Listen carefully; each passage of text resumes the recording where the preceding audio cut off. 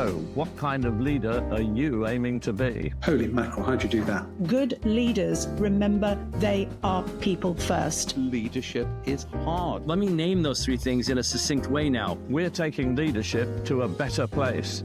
Thank you for being with us on the Leadership Listening podcast. The people stuff is really difficult. And in my long experience, leaders don't want to have the difficult conversations that need to be had. Leaders will therefore look for any excuse, or indeed anybody, to have those conversations on their behalf. And then it's a failure on the part of HR folks not to make it clear to managers and leaders that the problem lies with them. Well, today's subject is, for me, a very interesting one because it's the subject of human resource management, as it's now known. And in that sense, it's my very great pleasure to introduce somebody that I've known for, I think it is over 35 years. This is John Scott, with whom I have worked together, he in an HR role and me running a division in one of the big four accounting firms. So, Johnny, very welcome. I'm going to flatter you right from the outset by saying you are one of the sharpest HR people I've ever met and one of the best feedback people. It's always going to be straight and nicely delivered. And so I'm sure we're going to get a fair bit of that today as we talk about the HR function. Do you want to spend a couple of minutes just telling us about where you came from in the HR sense, your HR journey? Thank you, Lawrie, and thank you very much for your kind introduction. My HR journey started almost exactly 40 years ago when I travelled south to train as a personnel practitioner, as they were known at the time. I took a bit of a detour into public sector industrial relations work and quickly decided that wasn't for me, and joined what was then Deloitte Haskins & Sells. And I've worked in various HR roles at various levels of seniority in typically client-facing organisations ever since. My last two roles before starting off my life as a mediator and an investigator these past 12 years or so, my last two roles were with Lazard in London before and during the financial crisis, and then with PwC in the Middle East before and during what came to be known as the Arab Spring, where I ran a team of about 60 folks covering 12 countries, providing HR services to about 2,700 partners and staff. And as I say, I've been practicing as a mediator and an investigator of workplace disputes these past 12 or 13 years. I've also enjoyed a goodly handful of sabbaticals over that period of time, and we may or may not come back to that later. There was one very interesting one, which was walking the Appalachian Way, I think, which is 2,000 miles? 2,162.3. Oh, excellent. And there's a little book about it, which, if anybody wanted to read it, is well worth a read. So back to HR. As we know it, as you and I might know it, a very strategic organizational function, albeit that strategy and strategic arguably overused words these days. And I think you've said it's a difficult job at the headline level, and it's difficult to keep everybody happy from an HR perspective. There's not much sort of thanks in it. So why on earth, I suppose, would people want to do that thing? You know, if one is interested in that Venn diagram where organizations, people, and the wider economy come together, there's no other better role, really. And I think it was that attracted me, and it was that kept me there, just because of those fascinations and the capacity and the opportunity to do great work in that space. But you're right, it is a difficult role. And oftentimes when I'm talking to particularly younger HR practitioners or teaching on various courses as I do, I'll be very frank with them and I'll say, you know, it'll be a cold day in hell when somebody walks up to you and says, "Thank you very much, you're doing a great job." Because when organizations are growing quickly, you can't get enough people in the door, you can't retain them, you can't pay them enough, you can't develop them quickly enough. And then when the organization or the economy is tanking, you can't get them out the door quickly enough and people come to fear you. And also, it is the case, partly because there's no core skills that are particular to HR, that everybody, including the office dog, thinks they can do HR, or at least they've got a view on it. And that's particularly prevalent in partnerships and professional partnerships, as you and I know. But that's also been my experience elsewhere. So it is a thoroughly demanding job, almost regardless of where you operate in the world and regardless of what the external environment is like, because you're never going to keep people happy. And my sense is that dynamic has worsened over the past 10 to 15 years, but we might come back to why that's the case. I think we will actually, but and I like the idea that the sort of the range of skills required in HR is a sort of matrix of a number of things which, done properly and recognised in the first place, could be really interesting as a career to go forward. And I think it's fair to say we both want people management in an organisation to be done properly. And I've been known to say that at one level, people have a right to be well led in organisations, and that's an interesting proposition which we might debate on another day. Yeah. But today we want to lift the lid on the subject of human resource management. I think we want to be constructively critical because leadership listening has always said we want to be constructive relative to leadership. But at the same time, it's quite possible we won't be able to avoid being uncomplimentary, because from our conversations, I know that there are degrees of satisfaction with the subject, but there's degrees of dissatisfaction. And I think HR has grown over the years. I don't know where you go back to in the early days, John, but you mentioned the word personnel, which interestingly is an ex-forces, armed forces, military forces expression. And when I first became aware of HR, it was because I think Marks and Spencer were doing a sort of staff welfare function. Where were your earliest awakenings to the subject? It was probably mid-80s where things were starting to move away from that welfare type role and more into something that had that's starting to take shape of what we see now. With quite a focus on industrial relations, interestingly. And then it changed remarkably quickly in the late 80s and early 90s. But certainly my public sector experience was very much staff welfare and industrial relations. That was it. Oh, and lots of committees, which helps to explain why it wasn't a great experience for me. Yeah. And public sector is where we also in earlier lives coincide, because that's where I started many years ago in what was then known in the public sector as the establishments function. You had an establishment of staff, and then you could populate the establishment with people who were in certain grades. And there was a thing in local government called the Purple Book, which was the terms and conditions of service. Thank God we've gone on a little bit since then, arguably not far enough, but more of that anon.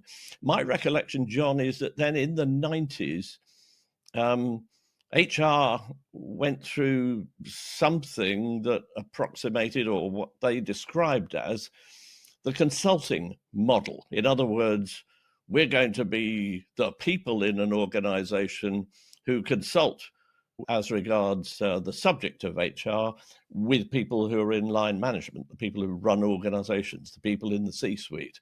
But I don't think that lasted very long. That's terribly long, because HR people tend not to have consulting skills and their bosses don't necessarily want to listen to them. Yeah.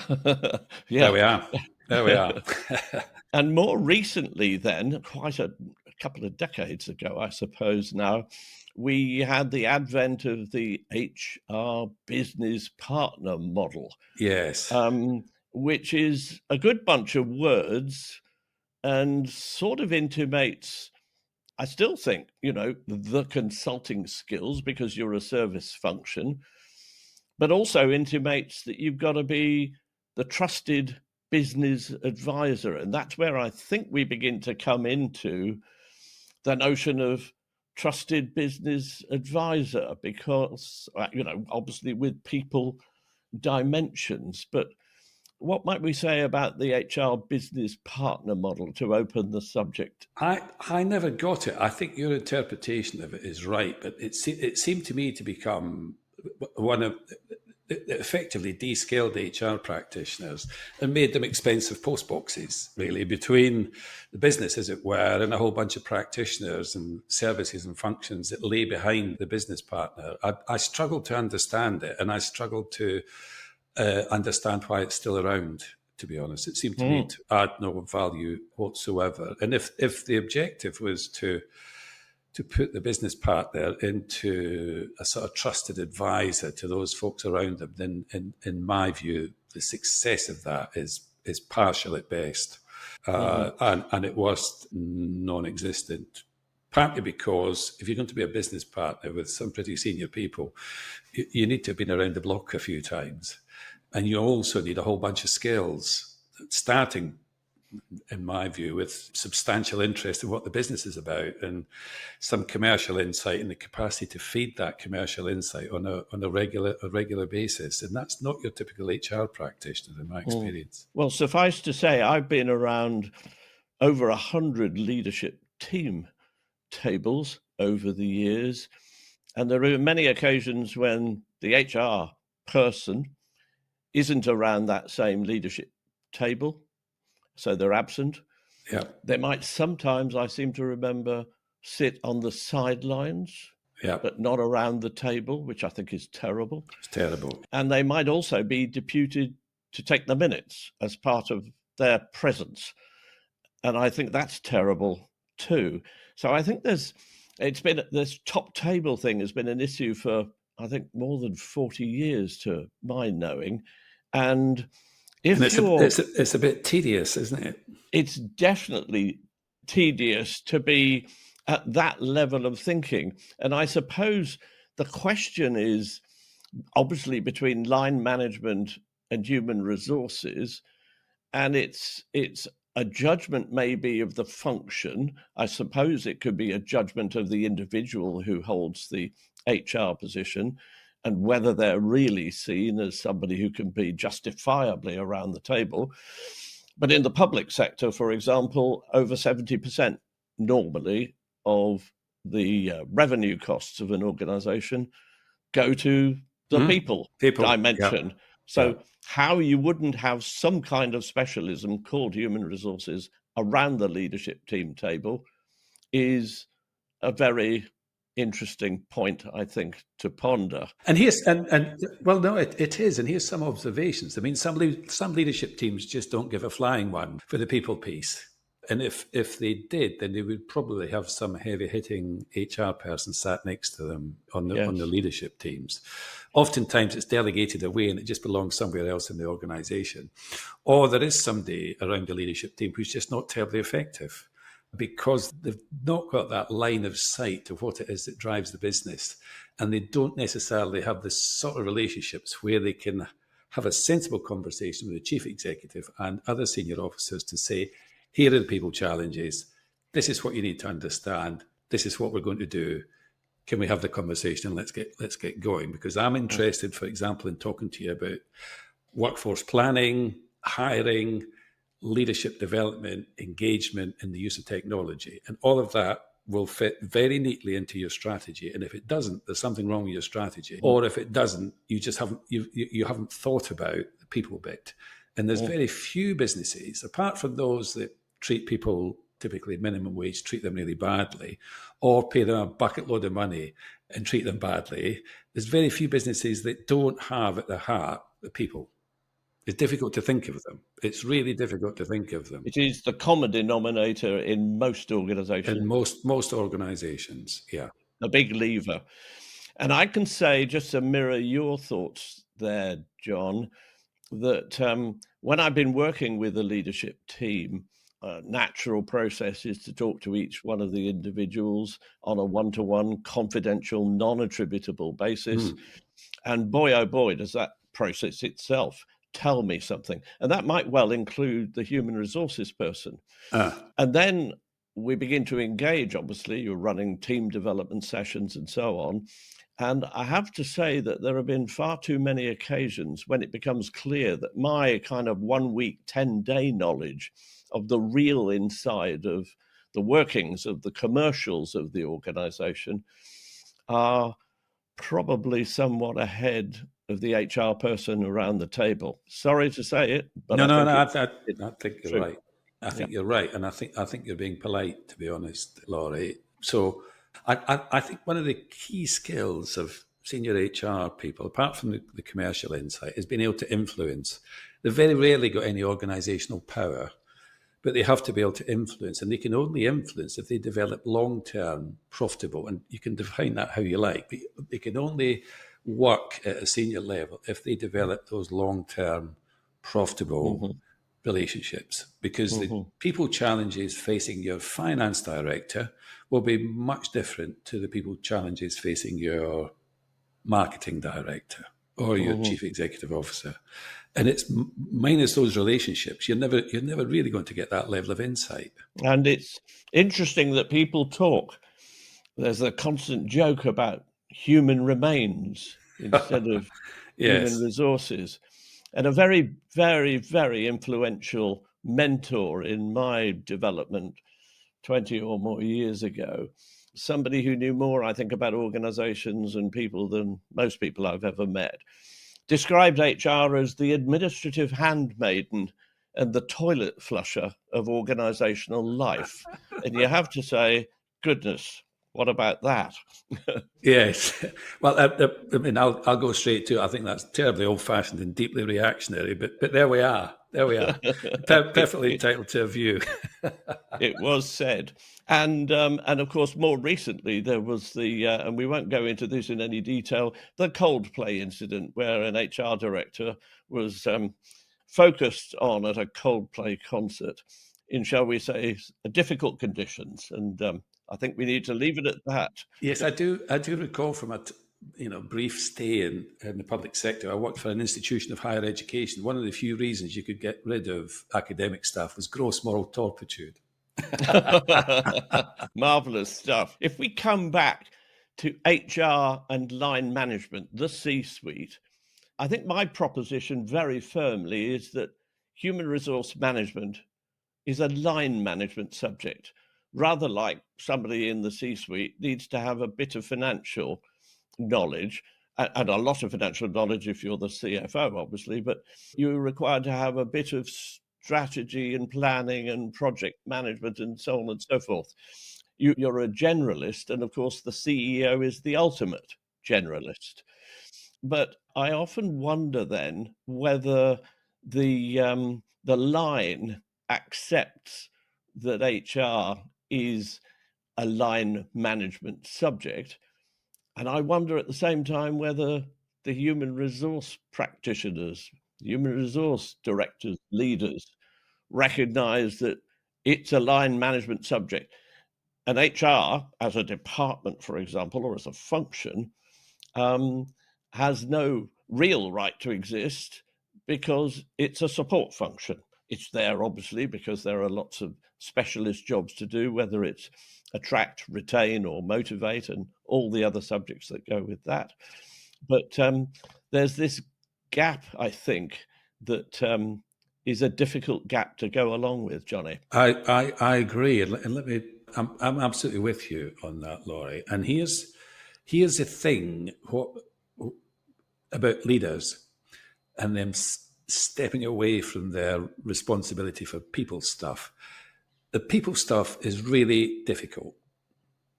It's really difficult. And in my long experience, leaders don't want to have the difficult conversations that need to be had.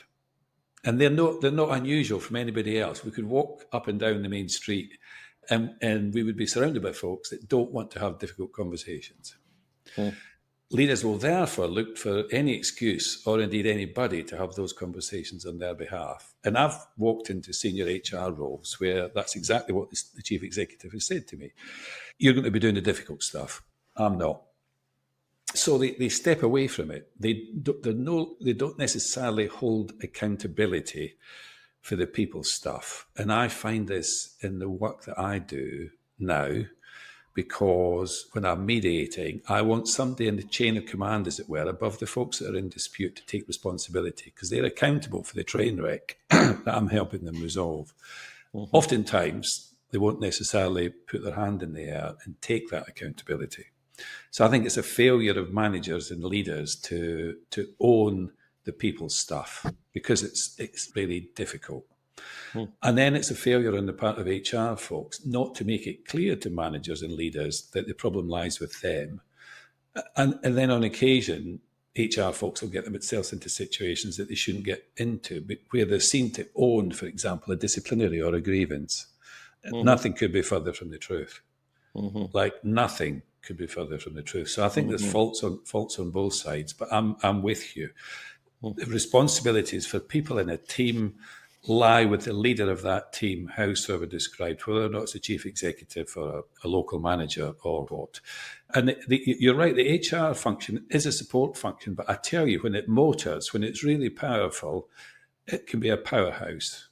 It no longer becomes a support function, it becomes a powerhouse that drives change, it drives organizational change, it drives business success, it earns a place at the table and it keeps going. But it's rare. So are we effectively saying then that it's HR not really core, not really strategic, and that's partly because the line management, the C-suite don't grasp that, and partly maybe because, at least in some cases, because there is good HR management in numbers of places, but in many instances, that inclination to be strategic and to force the pace strategically from a human resource point of view, from a people point of view, just isn't coming from the HR director. Exactly. They've walked into jobs where the chief executive isn't up for it, or alternatively, they don't have the wherewithal to drive it. And in that sense, I often use the expression that HR is a little bit like a secret garden, especially if all the HR people are in one place in the organization. And I think in a moment or two, we might just talk about where they should be, in one place or out in the business, for example. But back to the secret garden, which is convenient to the sort of people HR people very often are.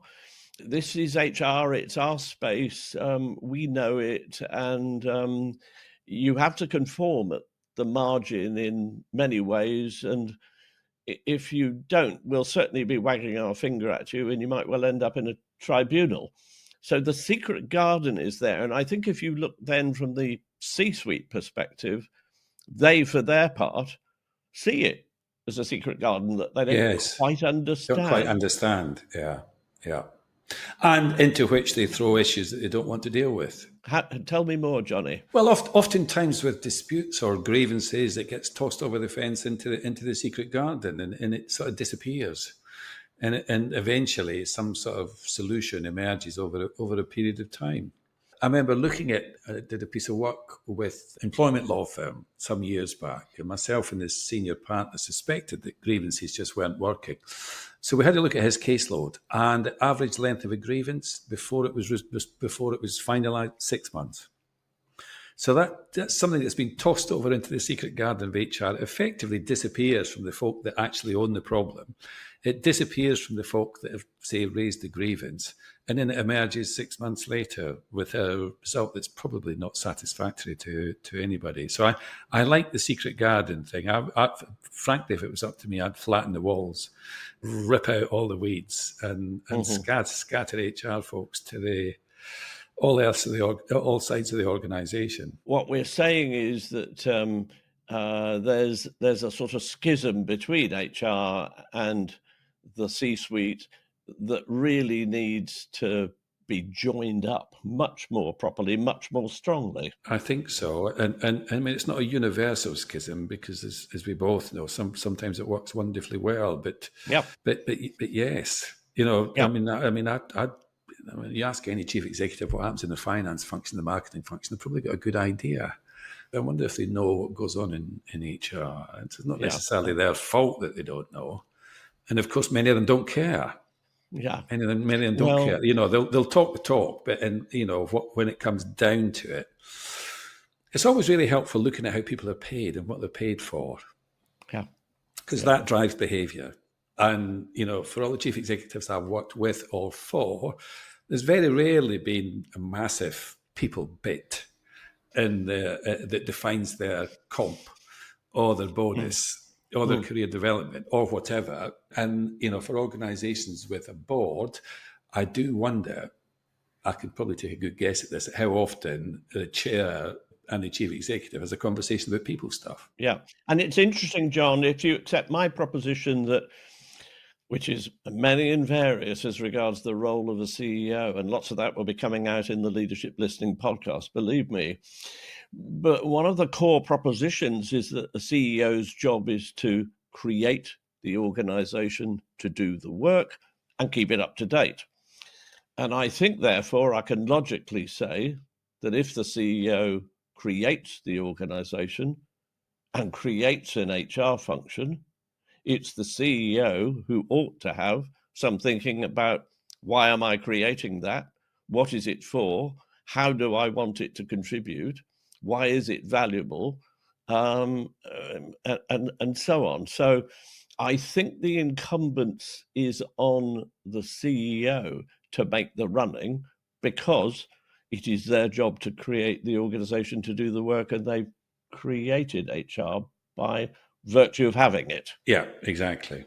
And if they can't see a meaningful strategic function for it, then they should just close it down or outsource it. And that's interesting in its own right, because there are various pushes in various organizations these days to move on, let's abandon the whole classical proposition around HR, and let's feed it into the business and have much more accent on our C-suite, our line managers below the C-suite, doing the people things much more vigorously, much more involved.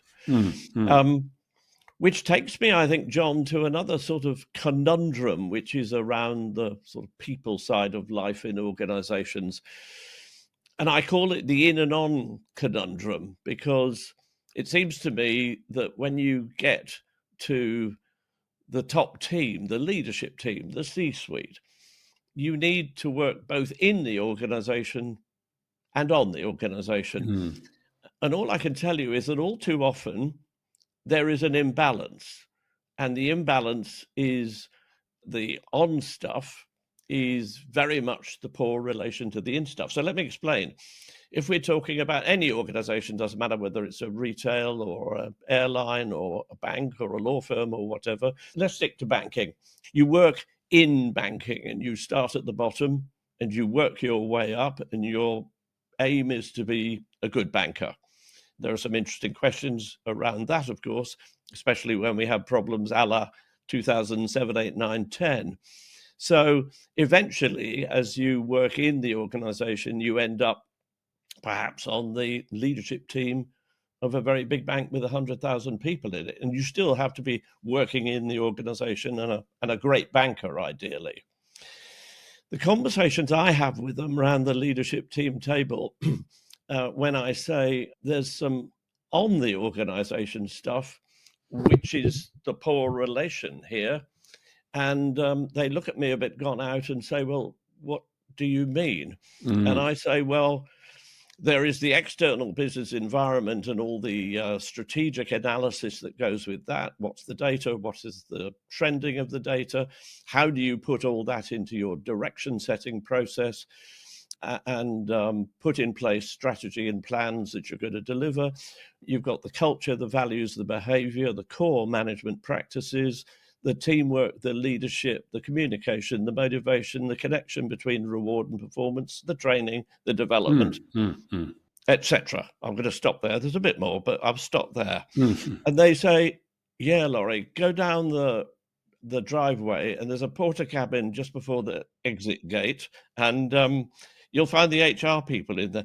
Just go and talk to them about it. And of course, I refuse, because I think around that leadership team table, we've got to have both the in conversation, yes, great banking in my example, and the on conversation.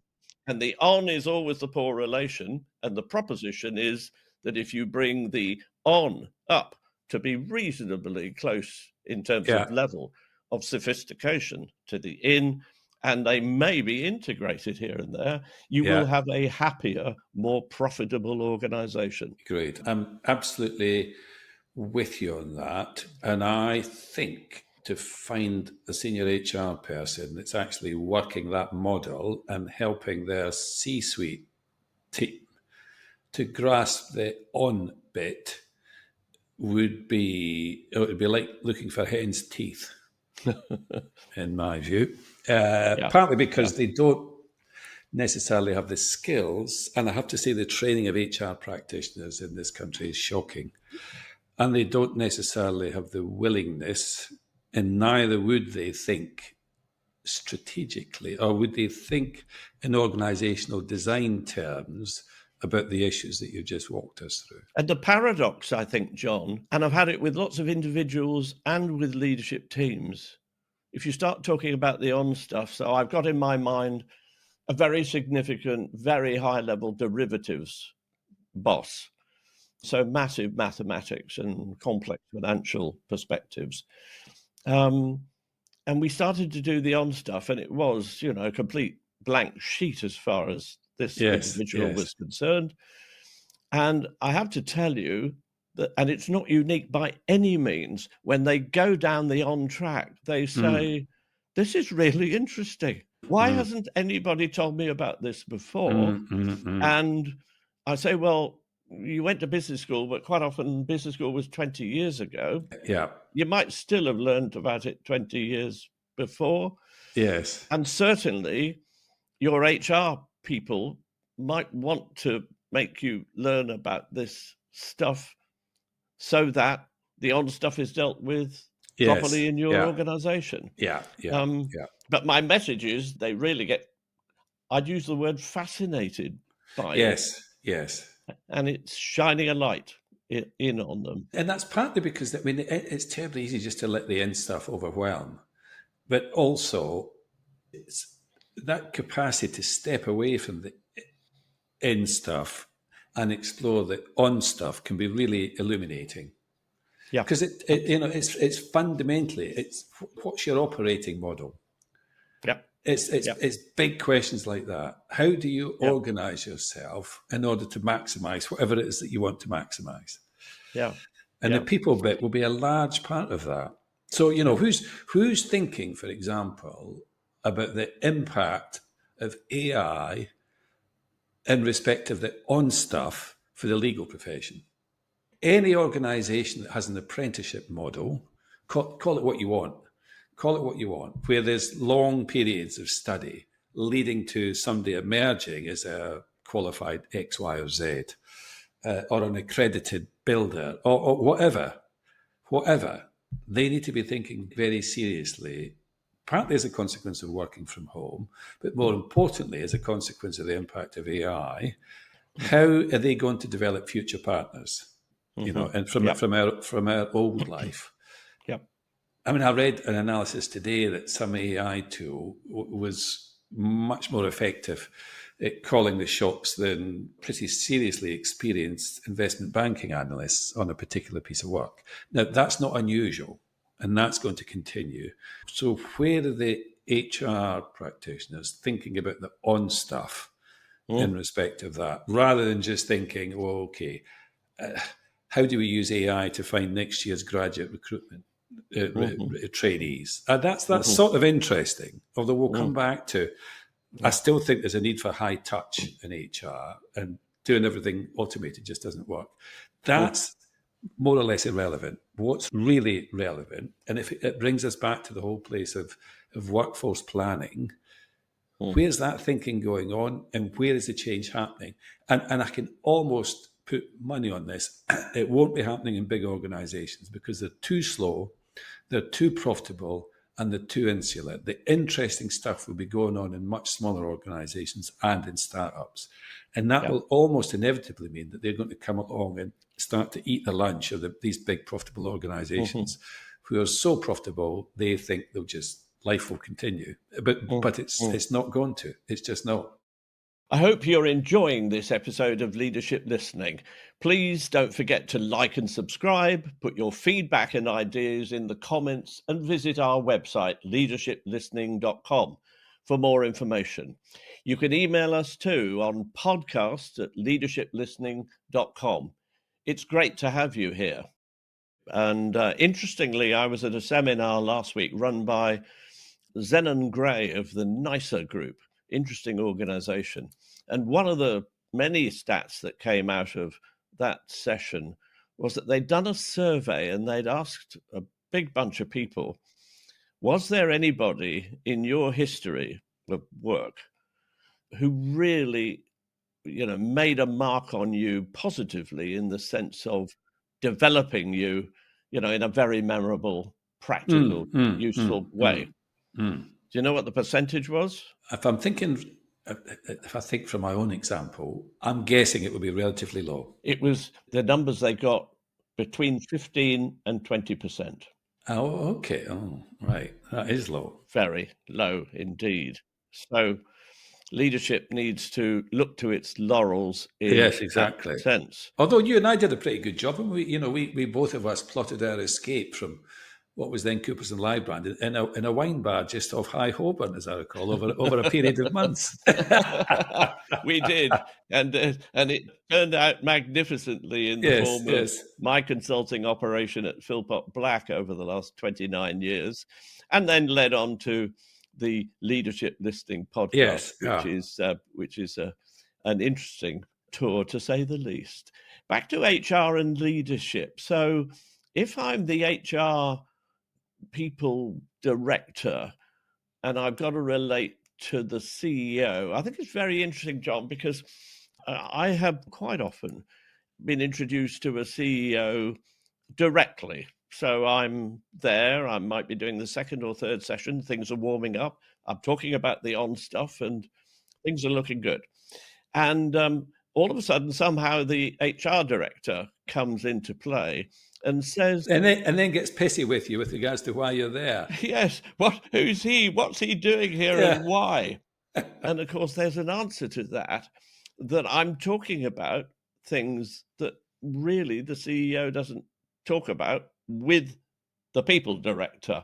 So what might we say about the relationship between, how should a CEO, and I've, in our Coopers and Lybrand time, ran the biggest of the 22 divisions in the general practice, and you were the HR director, and I think we got on famously, and the division was successful. So what might we say about that relationship between the HR director and the CEO? Well, let me say something about external consultants. External consultants have it easy, Lawrie, because they're brought in for a particular reason, and because they're bright and new and shiny, chief executives look upon them differently than their own folks. And I know from my own experience, I walk into a room as an independent who's been around the block a few times, and immediately I get people's attention in a way that in-house folks don't. And because of that, I can tell them things that the in-house folk can't tell them. Otherwise, they might be sacked or demoted or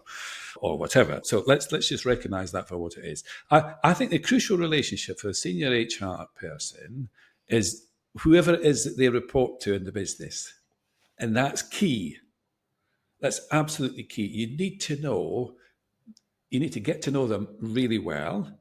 You need to get to know what their people objectives are at some level of detail. You need to be able to impress upon them when you think they've got it wrong or it's not quite right. You need to have that exchange and that capacity and the space to be able to create change. And you can only really do that if you start from their agenda.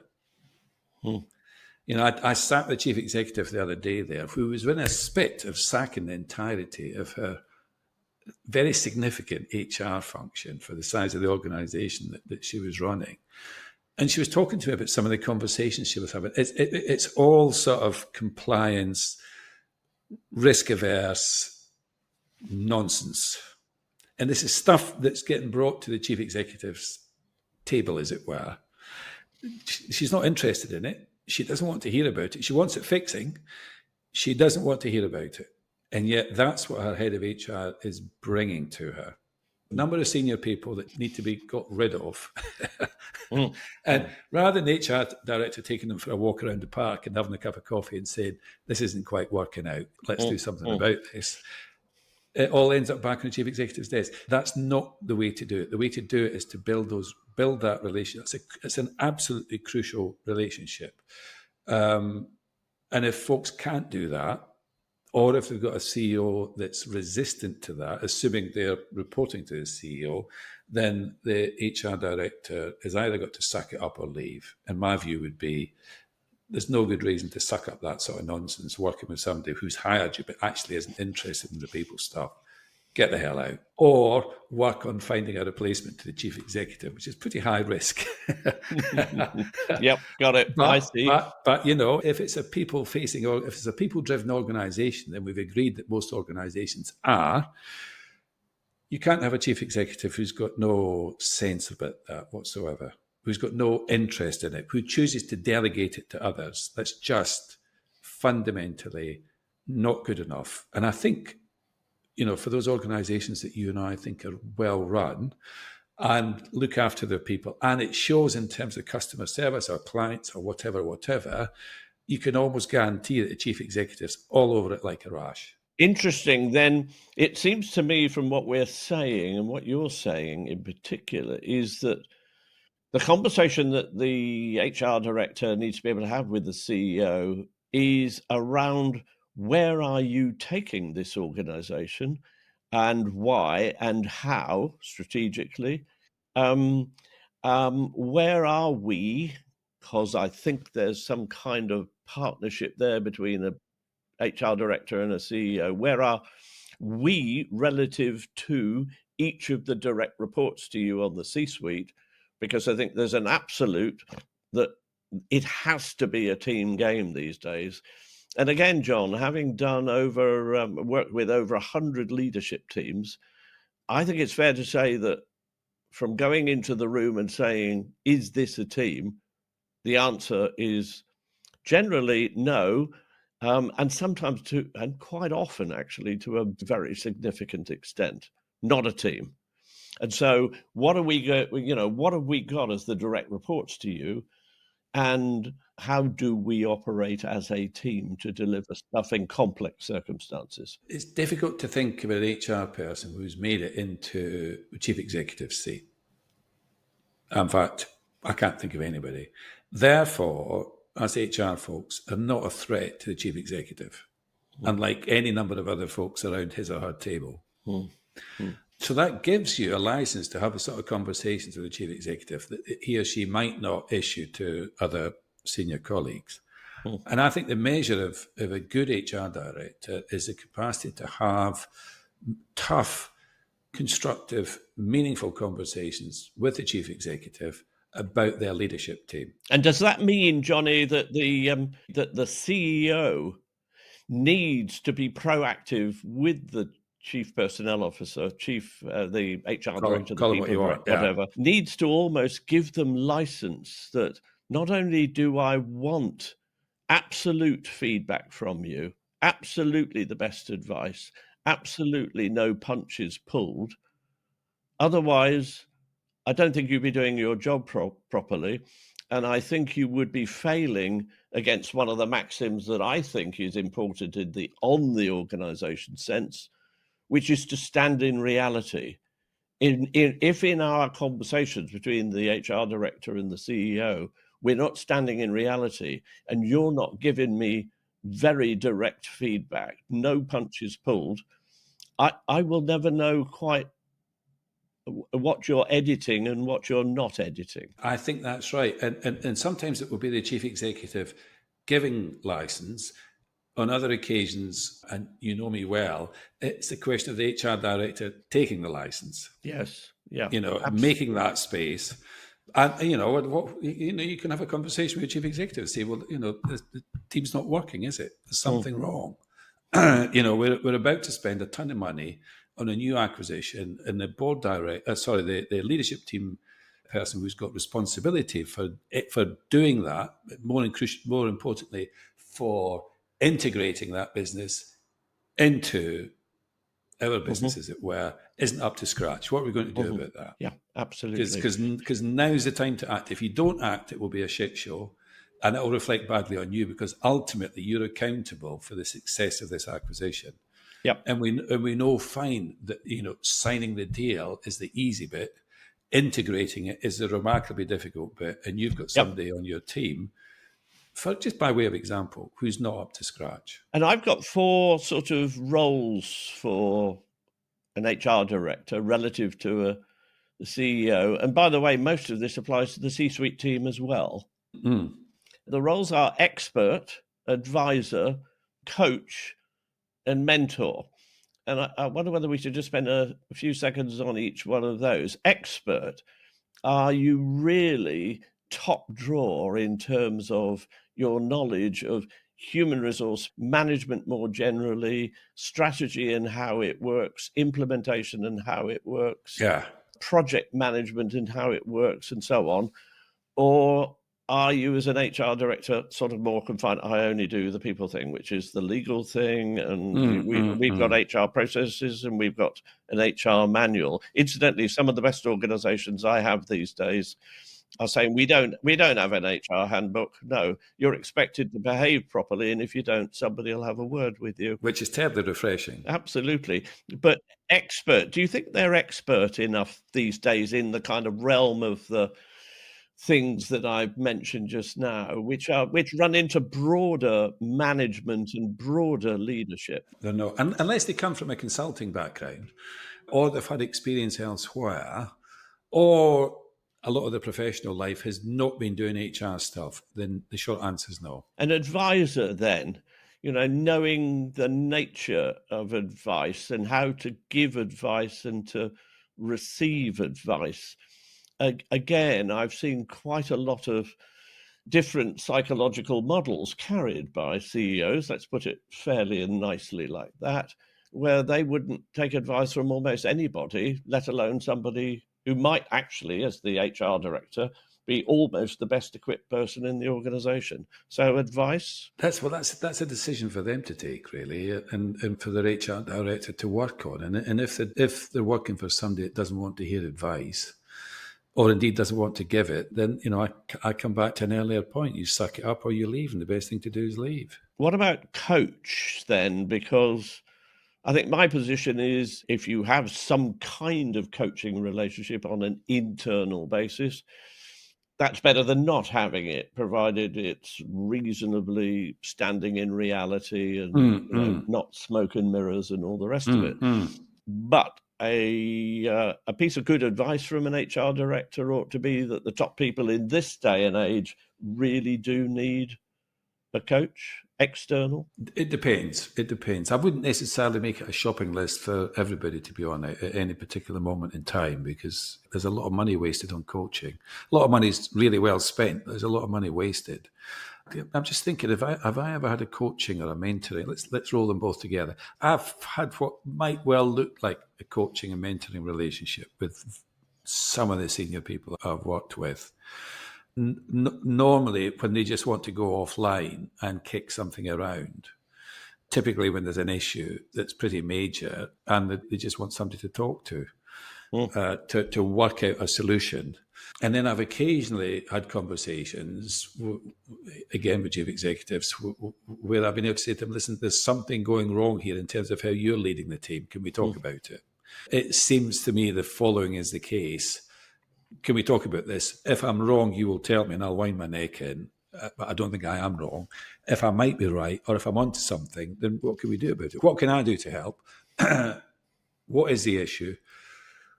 What might the organisation do to help you? None of these discussions are off the table in my view. In fact, they should be on the table. And if you've started in a job and you've misjudged the senior person that you're reporting to, it needn't necessarily be the chief executive, and they're not up for that sort of conversation because you tried to have it, then you know. Yeah, and absolutely. You could continue to work on it, because some people will be immediately up for it. Others, it will take time and discussion and experience and just doing stuff together. And then others will be remarkably resistant, and there's very little you can do with the folks that are remarkably resistant. Occasionally there'll be a breakthrough. I can think of one or two over 40 years. But in those two populations of people that will be up for it and then capable of being persuaded, there'll be some fruitful stuff. Yeah, and if it's not the chief executive, it might be other senior colleagues, who again just want to have a conversation that's off the record. Yeah. I think this is your phrase, Lawrie. You said to me years ago, John, you do your best work in the shadows. Yes, and that's true, and it's true. A lot of it is invisible. Absolutely, it's very interesting in that sense.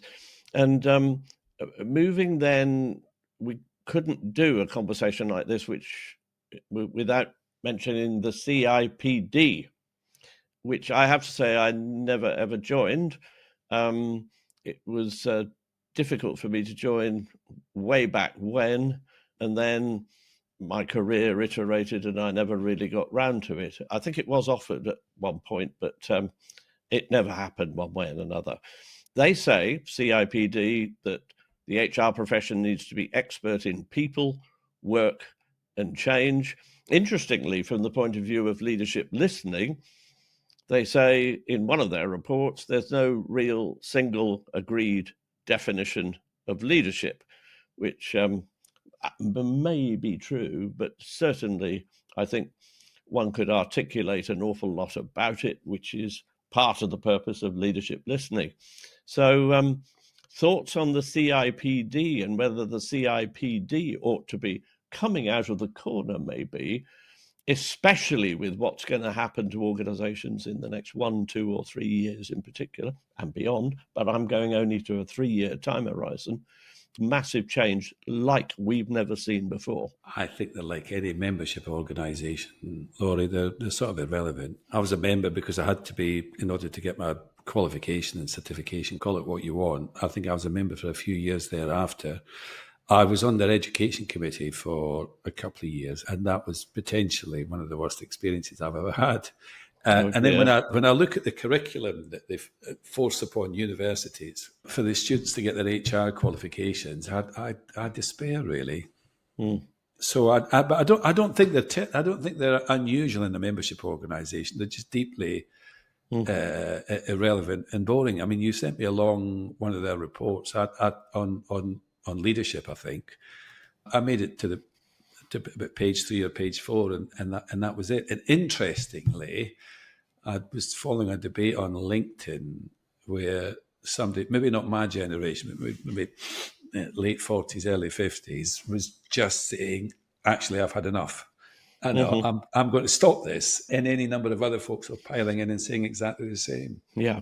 But it's a bit like, jumping back to my old industrial relations experience, it's a bit like a pre-entry closed shop. You know, if you don't have the qualification at an early stage in your career, then you're going nowhere. Yeah. So they've got no incentive to change. But I look upon them as utterly irrelevant. Well, John, you were kind enough to share with me your markers for the HR profession going forward, and it may well be that somebody from that august body would like to get into some kind of discussion about it, provided the discussion was going to go somewhere. And I'll just run through them. And if you want to say anything on those, we should then move on to one or two things about, finally, towards HR in the public sector and the private sector. Before that, your markers. First of all, commercially literate and knowledgeable. Secondly, well-developed influencing skills. Thirdly, highly numerate. Fourthly, digitally savvy. Fifthly, driven by metrics. And finally, excellent communication skills. And by the way, John, from my point of view, I always say I have never met an organisation that over-communicates. Your markers, are they within reach, do you think? Of any number of HR folks, and potentially it's through no fault of their own, they are within reach, but people are going to have to want to reach them. None of them are impossible. I mean, most HR folks are not numerate, and I include myself in that. Am I digitally savvy? I'm probably not of a generation. to be honest. There's a generational gap here. Mm. I think it's all within reach, but people need to be able to want to go there.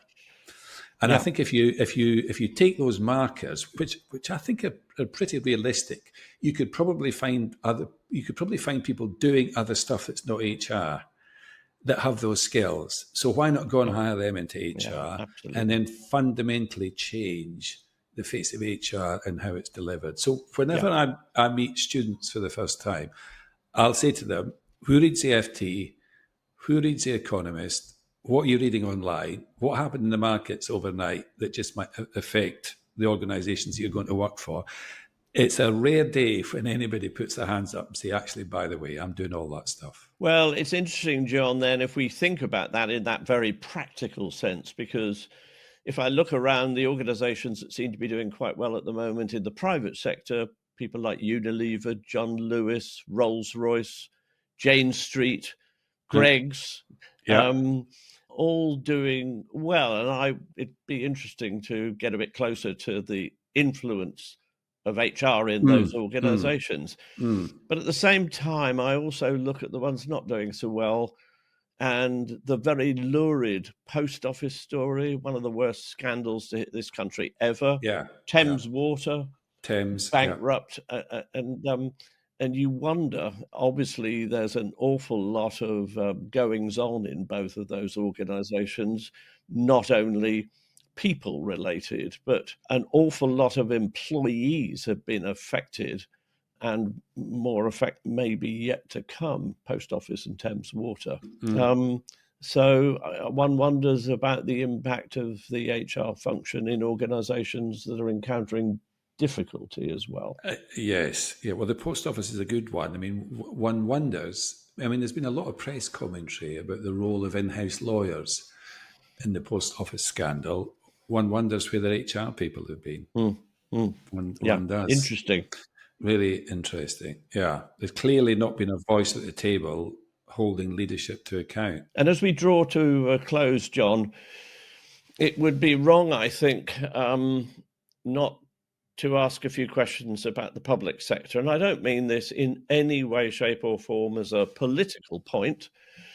I speak of somebody who is a public sector enthusiast. I gave it 16 years of my life. I've worked for both Conservative and Labour administrations, including one of them which was extremely bright red with the leadership of Ken Livingstone in the early 80s.